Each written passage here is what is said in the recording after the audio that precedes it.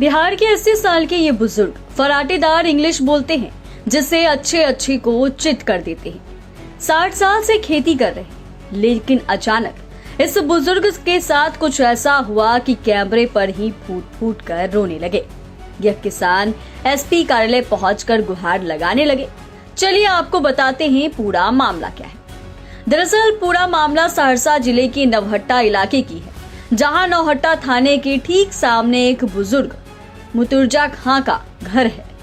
इनका आरोप है कि पड़ोस के मोहम्मद मकसूद आलम, इश्तियाक आलम, अशफाक आलम और मंसूर आलम खान के द्वारा इन पर झूठा मुकदमा दर्ज करा दिया गया है।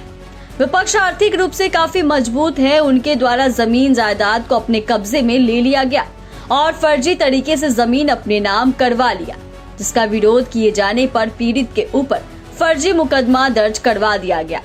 इतना ही नहीं, पूरे परिवार को भी इस केस में उलझा दिया गया है। नौहट्टा थाना में फर्जी मुकदमा दर्ज कर इस बुजुर्ग किसान के परिवार को परेशान किया जा रहा है। Bite. My name is Murtuza Khan.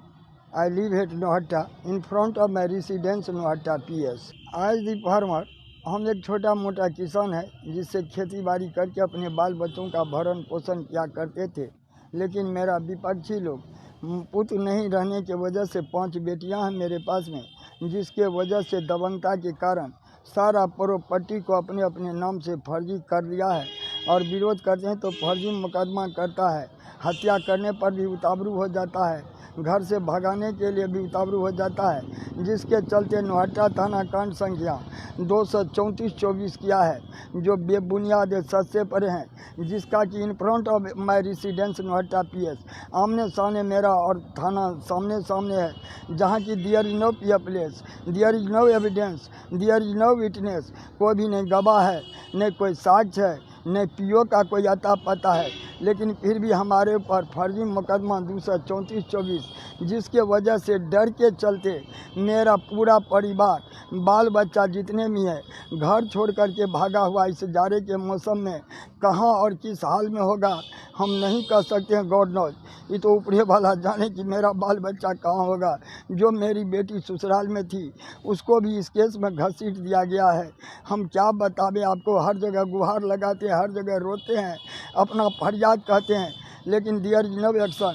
कोई भी इस पर कार्रवाई नहीं हो रहा है। हम फिर पुलिस महोदय से it is my personal request कि look into the matter, this case I fully depend to you, then he depends open your choice. आप अपने स्तर से इसका सुपरविजन कर लीजिए या किसी सक्षम पदाधिकारी से करवा लीजिए, ताकि वस्तु स्थिति का हुजूर को सही पता चल जाएगा कि what is the really fact और what is the really wrong.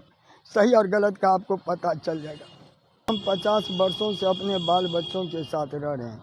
हमारे पास 5 बेटी है और पुत्र नहीं रहने के कारण विपक्षी मकसूद आलम खां, इश्तियाक आलम खां, अशफाक आलम खां, मंसूर आलम खां, जो बलबूते में मजबूत एवं अपराधी प्रवृत्ति के लोग हैं, मेरा सारा ज़मीन जायदाद को अपने अपने नाम से फर्जी करवा लिया है।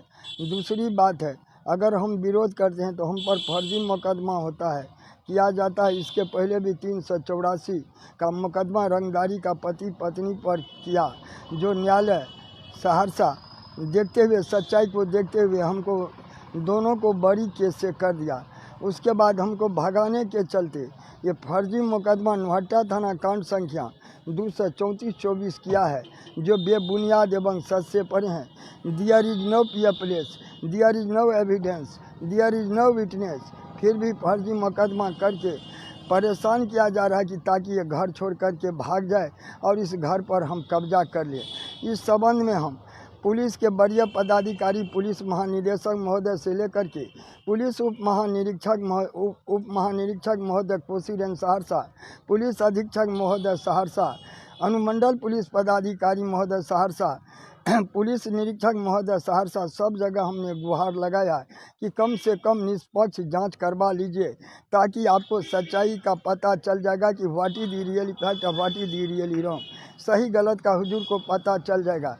लेकिन फर्जी मुकदमा है, कोई भी आदमी सुपरविजन करने के लिए नहीं जाते हैं, जिसके चलते मेरा पूरा बाल बच्चा संपूर्ण घर छोड़ कर के अपने प्रतीक्षा का कि हनन हो जाएगा।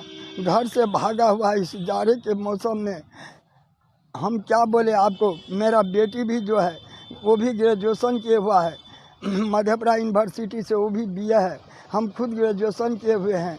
क्या बतावे, हम दर दर का ठोकर खा रहे हैं, हर जगह हम अपना फरियाद को कोई सुनने वाला नहीं है। दरअसल ये बुजुर्ग 1995 में इंग्लिश ऑनर्स से ग्रेजुएशन कर चुके हैं। उम्र लगभग 80 साल है और 60 सालों से खेती बाड़ी कर रहे हैं। इंग्लिश बोलने का अंदाज ऐसा कि अच्छे चित हो जाते हैं।